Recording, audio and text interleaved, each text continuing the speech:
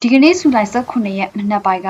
တရုတ်နိုင်ငံအနောက်တောင်ပိုင်းချုပ်ကင်းမြို့မှာမြေပြိုမှုတစ်ခုဖြစ်ပွားခဲ့ပြီးလူနေအဆောက်အုံတချို့ပြိုကျပျက်စီးခဲ့ပါတယ်။မြေမပြိုခင်မိနစ်ပိုင်းအလိုမှာတာဝန်ရှိသူတွေကတတိပေးချက်ထုတ်ပြန်ပြီးဒေသခံ60ကျော်ကိုအရေးပေါ်ရွှေ့ပြောင်းပေးခဲ့ပေမဲ့ရွှေ့ပြောင်းနေတော့မှပဲတောင်ဆောင်ပြိုကျခဲ့တာကြောင့်လူတချို့မြေပိတ်မိသွားခဲ့တာပါ။ပိတ်မိနေတဲ့လူဦးရေအရေအတွက်ကိုတော့မသိရသေးပါဘူး။လက်ရှိချိန်ထိအပျက်စီးတွေအောက်ကနေလူ9ယောက်ကိုကယ်ထုတ်နိုင်ခဲ့ပါတယ်။ကယ်တင်နိုင်ခဲ့တဲ့သူတွေထဲမှာတော့အသက်အန္တရာယ်ဆိုးရတဲ့သူမရှိဘူးလို့ရိုက်တာသတင်းဌာနမှဖော်ပြထားပါတယ်။အပျက်စီးတွေအောက်မှာပိတ်မိနေတဲ့သူအရေအတွက်အတိအကျကိုတော့ဆက်လက်အတည်ပြုစေဖြစ်ပါတယ်။တရုတ်အစိုးရကအစစ်နဲ့အရေးပေါ်တုံ့ပြန်မှုအဆင့်သတ်မှတ်လိုက်ပါတယ်။မီးတပ်နဲ့ကယ်ဆယ်ရေးတပ်ဖွဲ့ဝင်အင်အား300ကျော်အပြင်ကယ်ဆယ်ရေးရင်အစီး90နီးပါးနဲ့အရေးပေါ်ရှာဖွေကယ်ဆယ်ရေးတွေဆက်လက်လှုပ်ဆောင်နေရလို့ဆိုပါတယ်။